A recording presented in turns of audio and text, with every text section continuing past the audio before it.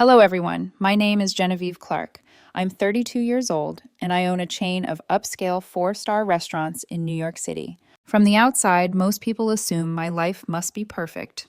They see the polished dining rooms, the carefully plated dishes, the full reservations every weekend. They think, wow, her family must be so proud. Their daughter built all this. If only they knew. My family has never respected what I do. In their eyes, the restaurant world is just serving food to other people. No matter how elegant the space, how high the bill, or how many awards we win, they still imagine me as a lowly server, hustling for tips, going nowhere. And the cruel part? It's not because I failed, it's because they never cared enough to understand what I actually do. They still picture me as some girl making a few thousand a month. No suit, no briefcase, no important title.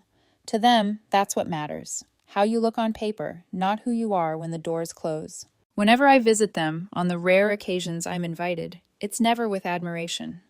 Sometimes I'm ignored. Sometimes I'm met with thin, polite smiles that don't reach their eyes. Most of the time, I'm just a ghost at the edge of their conversations, listening to them gush over my older sister. Her name is Lauren. She's 4 years older than me and works at a big financial firm. In my parents' eyes, she's everything a daughter should be. Tailored suits, important meetings, high income, a charming director husband who always knows the right thing to say at family dinners. They celebrate everything she does. A promotion, they host a party, a new client. They talk about it for weeks. A business trip, you'd think she'd just negotiated world peace. And me? Even after building a restaurant brand, people in this city actually recognize I'm still the kid who serves food. The leftover. The one who doesn't quite belong. Here's the ironic part. Every year, even when I wasn't invited to big events, I still sent a few $1,000s home to my parents. Quietly, without a word. I told myself I was doing my duty, that I was maintaining the relationship in whatever broken way I could. When we were kids, it wasn't like this. At least it didn't feel like it. My parents used to say, "We love you both the same. You're equally important to this family." Birthdays were shared, holidays were noisy, and my sister and I were always dressed in matching clothes. Different colors, same pattern. As a little girl, I believed them.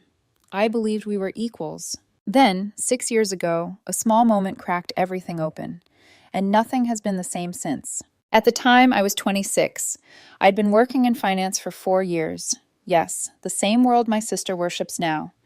I had a stable job, a salary of about $120,000 a year, and a life that was comfortable. I had my own apartment, a decent car, and enough money to treat myself sometimes. I could have stayed like that forever, safe, predictable, slowly climbing the corporate ladder. Part of me almost did, but there was another part of me that never quite shut up. The part that remembered late-night conversations in a cramped dorm room with my two closest college friends, Anthony and Sophia. We used to sit on the floor eating cheap takeout, talking about our big, ridiculous dream. One day we're going to open a high-end restaurant in New York. Not just any place, a restaurant people have to book weeks in advance. A place with soul. I'm sure you've had those late-night dreams too. The ones you don't really believe will happen until they knock on your door years later. That's exactly what happened. 6 years ago, Anthony and Sophia called me and said, "Jen, we're ready. We found a potential space in Greenwich Village. We have a plan. We want you with us." At first, I laughed. I told them no. Not because I didn't believe in them, but because I was terrified of losing what I already had. My finance job was safe. The restaurant world? Not so much. Everyone hears stories about restaurants closing within a year, owners drowning in debt, dreams crumbling under unpaid bills. I asked myself, why leave a stable six-figure job for something that might fail? So I said the sensible thing. I can't. I'm sorry. It's too risky. But the idea didn't let me go. Days passed. Weeks. I'd sit at my desk in the office staring at spreadsheets, feeling this quiet, gnawing restlessness under my ribs. Was I really going to spend the rest of my life in that glass building, attending meetings about numbers I didn't care about, pretending this was all I wanted? At night, lying next to my boyfriend Noah, I'd find myself staring at the ceiling, hearing my own heartbeat, and that old dorm room promise echoing in my mind. What if I never tried? What if I stayed here, safe, and one day woke up at 50, scrolling through photos of other people's restaurants, whispering to myself, that could have been me. Slowly, my mindset shifted. The fear didn't disappear, but something else got louder. This stubborn, quiet conviction that I was meant to build something of my own, something with my name on the door, something that mattered to me. Then one morning I woke up and knew, really knew. I walked into my manager's office in my neat finance suit, hands trembling, heart pounding, and handed in my resignation. I remember the way he blinked at me, stunned. "Are you sure, Genevieve? You're on track for promotion. People would kill to be where you are." I smiled, even though my stomach was in knots. "I know. That's exactly why I can't stay." That week, I didn't tell my parents anything. To them, I was still our daughter in finance, the one who wore a suit every day and made them sound impressive when they talked about me at family gatherings.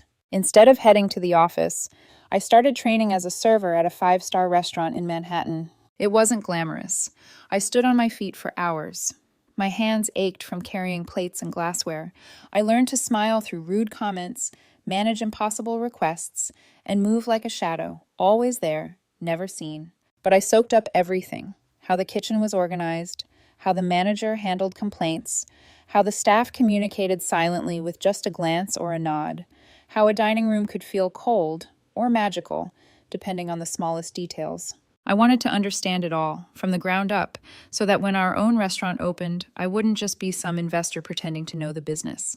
I'd have walked the floor myself. My family had no idea. They thought I was still in finance, still respectable. I told myself I'd tell them when the restaurant opened, when I had something solid to show, when their disappointment could be drowned out by undeniable success. But 3 months into my new life, the universe decided not to wait. It was a Saturday afternoon, not particularly special.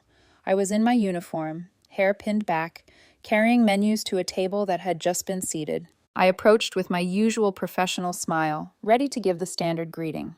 "Good afternoon, welcome in. My name is..."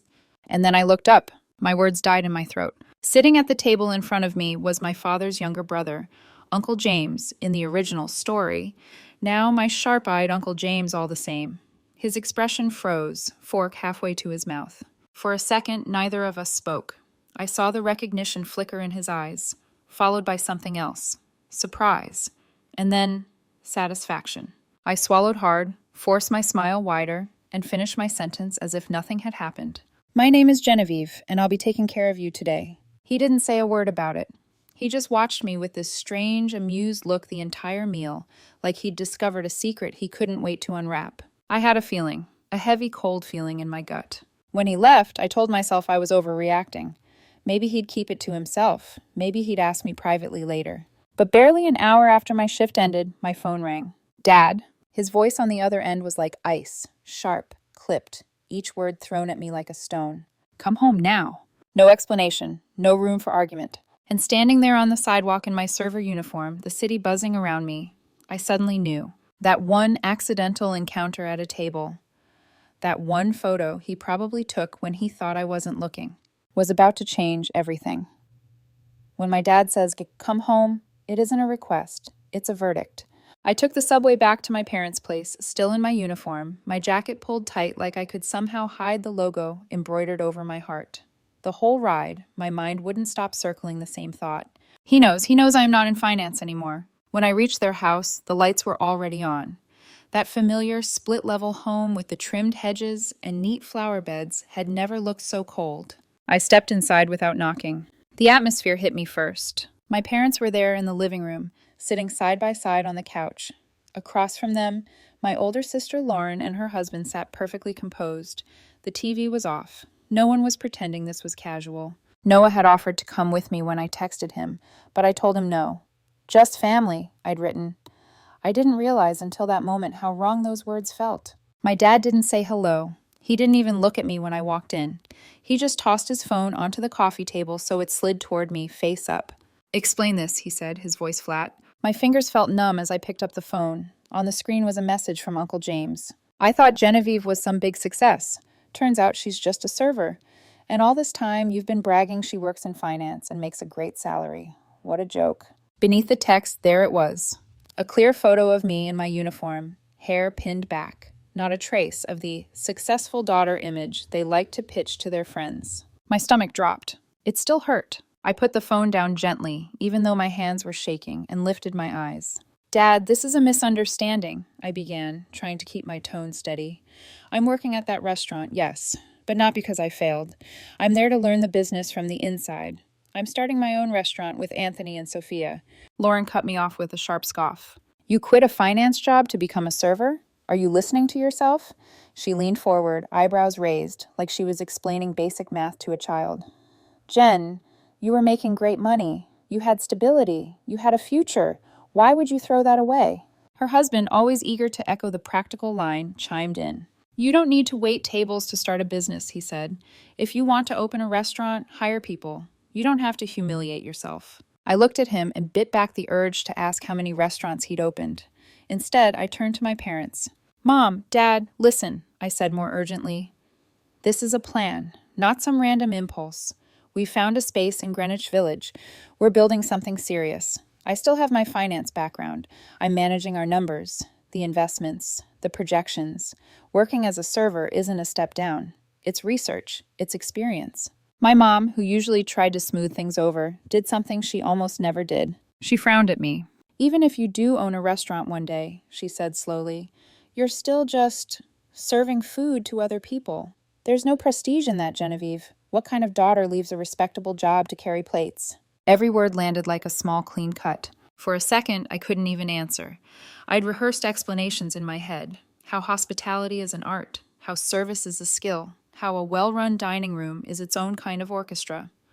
But staring at their faces, I knew none of it would matter. It wasn't about understanding. It was about what they chose to value. My dad finally leaned back and looked at me properly.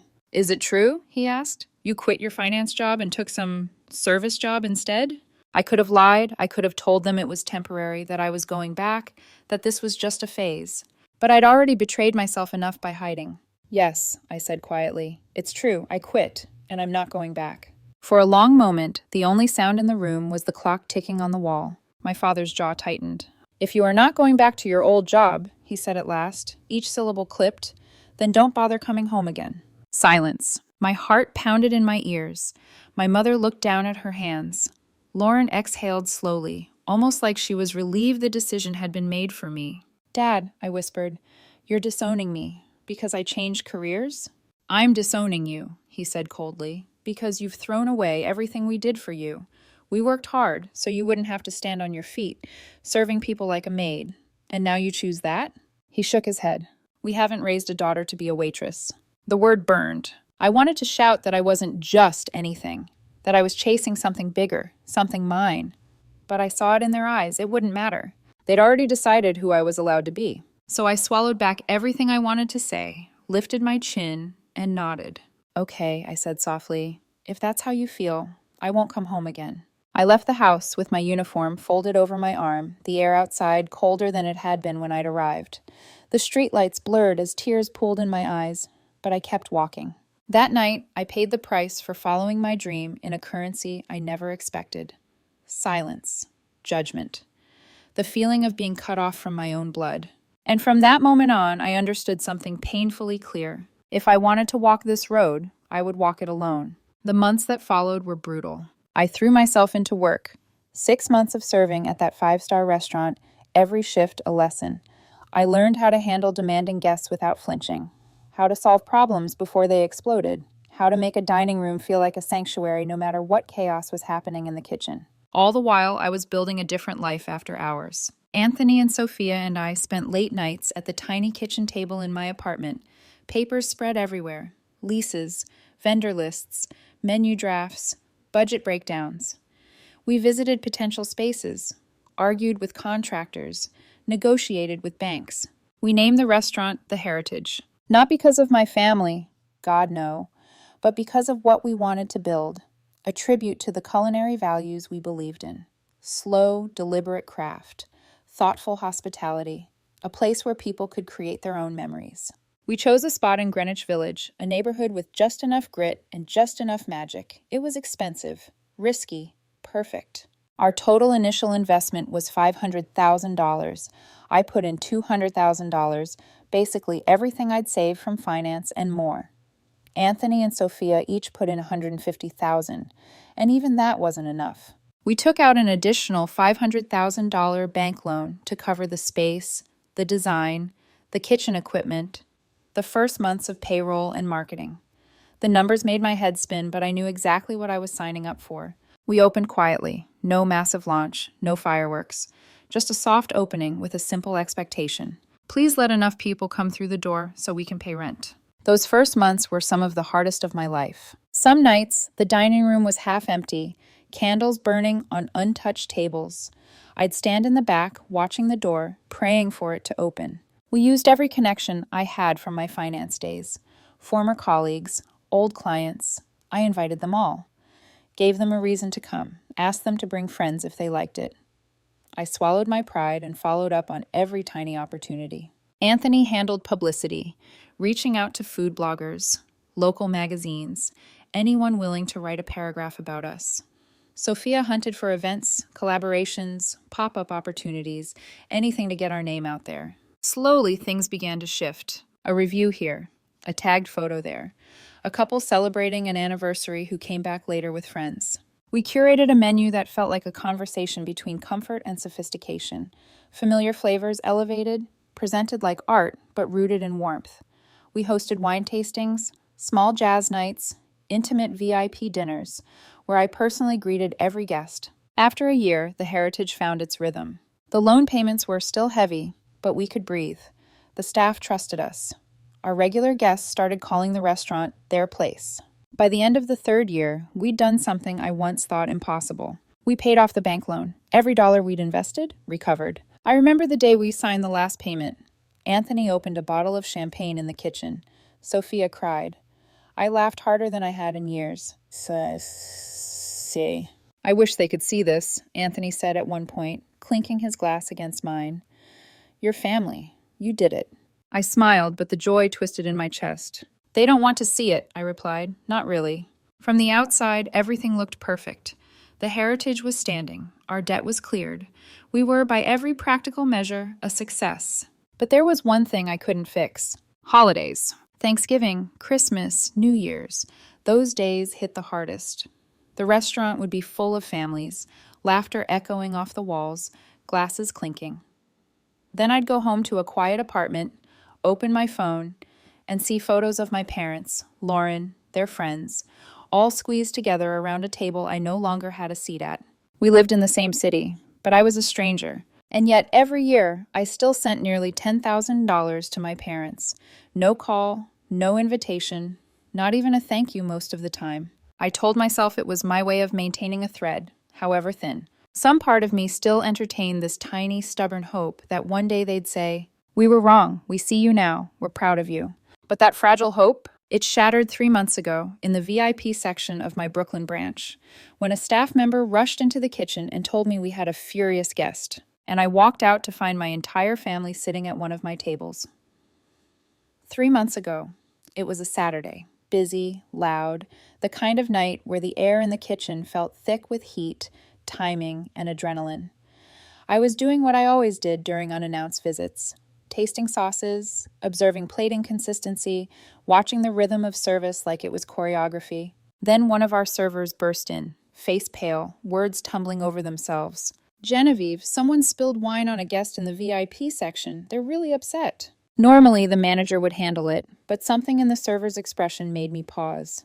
"I'll go with you," I said. Not because I doubted my staff, but because when a guest is furious, sometimes the weight of the owner stepping in changes everything. I followed the server through the dining room, weaving between tables.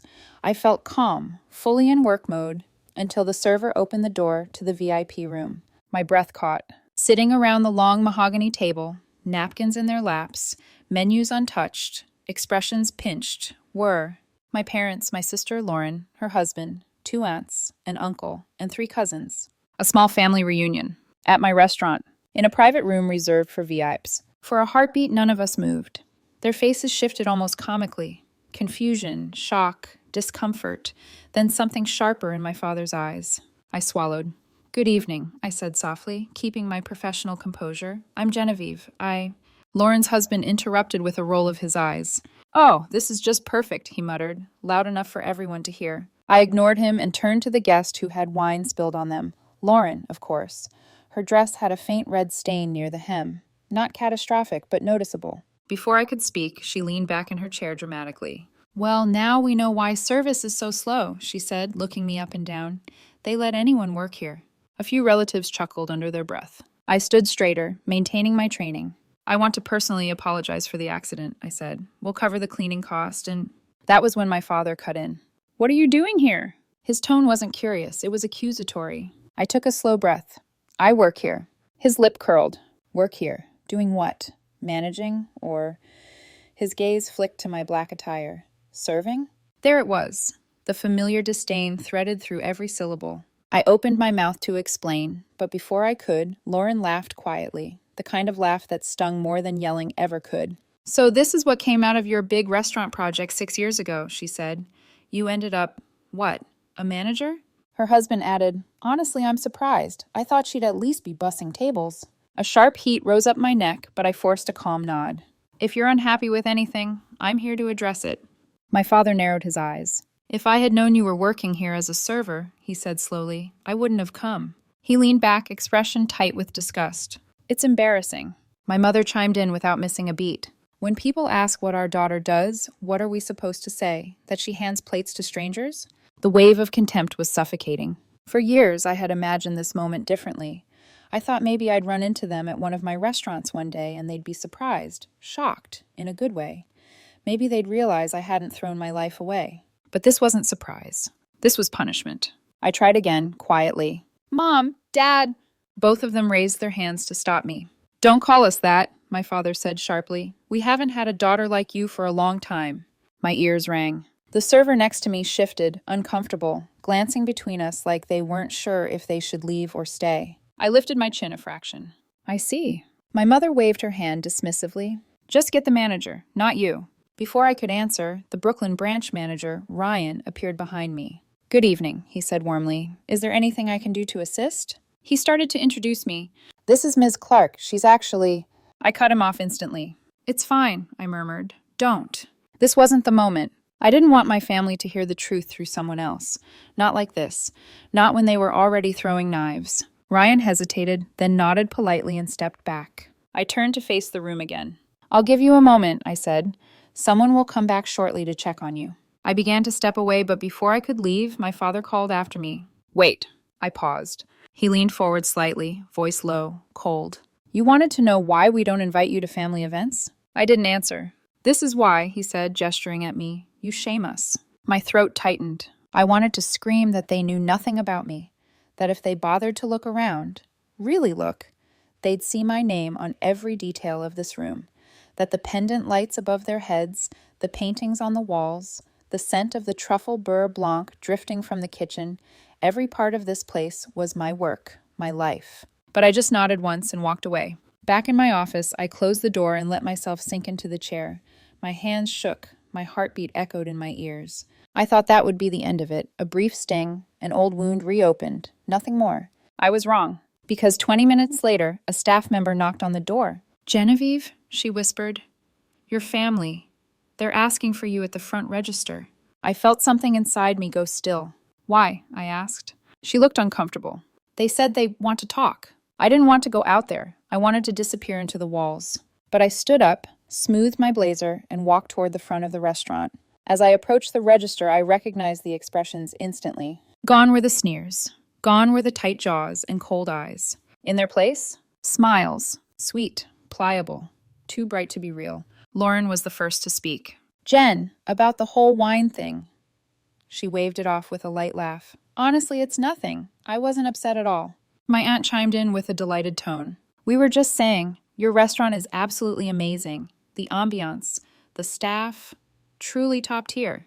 My father nodded approvingly. You should comp tonight's meal, he said, as if stating a universal truth. We're family. My sister's husband stepped closer to the counter. And a VIP card, he added. Top tier, of course. I can bring in a lot of clients. Good exposure for your business. He paused, then casually dropped the bomb. And also, if you're serious about scaling, maybe it's time to cut us in on the profits. You know, keep it in the family. The smiles, the entitlement, the sudden shift the moment they realized this restaurant wasn't just where I worked. It was mine. I stared at them. Something inside me broke loose. Not anger, not heartbreak, not triumph. a clarity so sharp it almost felt like peace. Then I laughed, a full, echoing laugh that startled the hostess standing nearby. When my laughter faded, the room went silent. I leaned forward slightly, resting my hands on the counter. Are you all out of your minds? Their smiles faltered.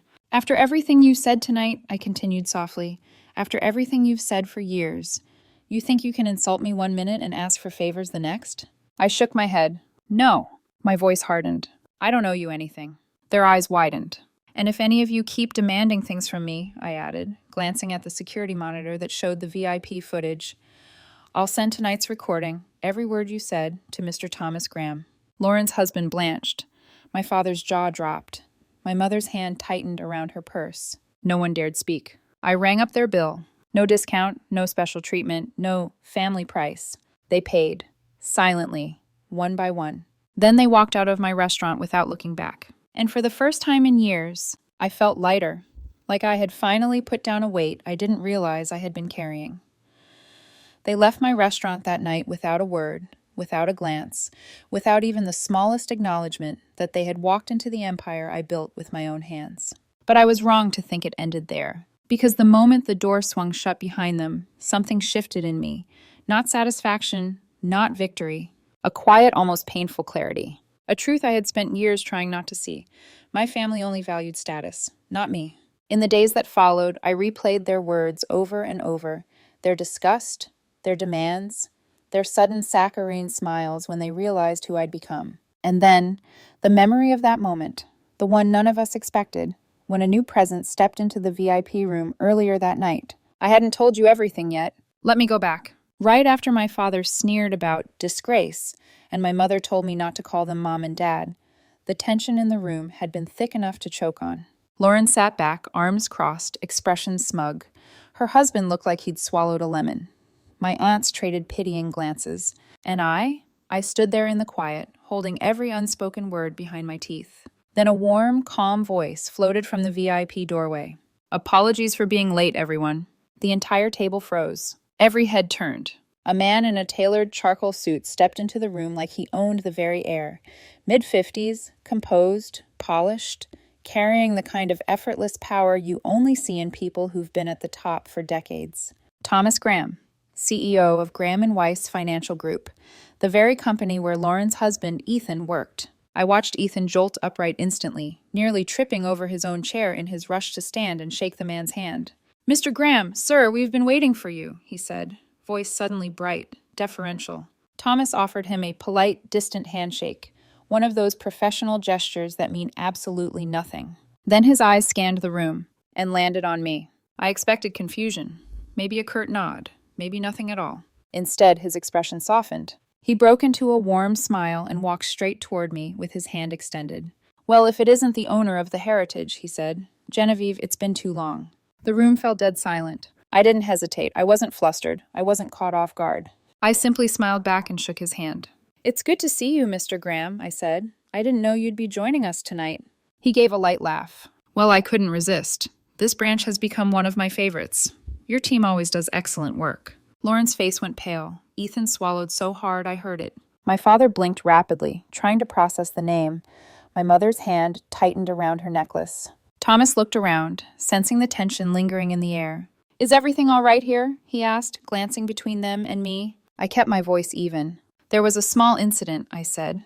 A server accidentally spilled wine, but we've already apologized and offered to cover the cleaning of the garment. Right on cue, Ethan spoke up far too quickly. Oh, no, it was nothing, he said with an almost desperate laugh. Just a tiny accident. We weren't upset at all. Lauren nodded so fast her earrings shook. Yes, really, nothing serious, just a small mishap. Thomas gave a curious glance, but didn't press further. He simply looked back at me with genuine warmth. I'll let you get back to running things, he said. I know you have a lot on your plate. I nodded politely and stepped out of the room, leaving behind an atmosphere so awkward and stiff, it felt like the walls themselves were holding their breath. When I went to my office afterward, I thought that was the end of it. A revealing moment, a shift in power, a glimpse of what my family truly valued. But what followed was even more telling. Because after their masks finally cracked and fell apart, after Thomas Graham called me the owner of the very restaurant they had mocked, my family couldn't maintain the facade anymore. The smooth, polished exterior they always wore around the world shattered. And what spilled out wasn't regret, or shame, or humility. It was calculation. Cold, practical, self-serving. When the knock came on my office door, that timid little knock from the hostess telling me they wanted to see me, I knew exactly what kind of conversation I was walking into. The type where people aren't speaking to you, they're speaking to your status.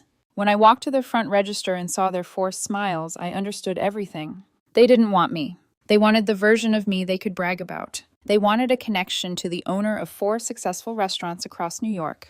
They wanted money, influence, access, the things they believed mattered. Not the daughter they rejected. That night taught me something I should have learned years earlier. It wasn't that my family was incapable of love. It was that their love came with conditions, rules, fine print. You are worthy as long as you make us look good. You are valuable as long as you make us proud publicly. You are family as long as you obey the version of success we approve. But the moment I became something outside their script, I was disposable, unwelcome, a disgrace. They didn't want me back because they missed me.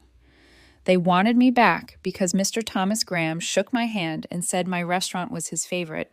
Still, I wasn't ready, not even then, to cut them off completely. Some part of me, buried deep beneath all the wounds, still clung to the idea that maybe, somewhere down the line, they would see me for who I was.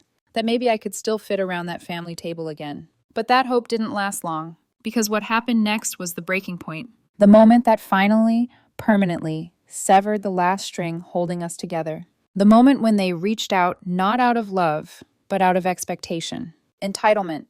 Assumption. Greed disguised as reconciliation. It came 1 month after that night, on my mother's birthday. 1 month after the incident at the Brooklyn branch, I was in my office at the Manhattan location, reviewing inventory reports, when my phone lit up. Dad, calling. I stared at the screen. Not anger, not fear, not excitement. Just nothing. A familiar hollowness. I let it ring until it stopped. A minute later, Mom, calling.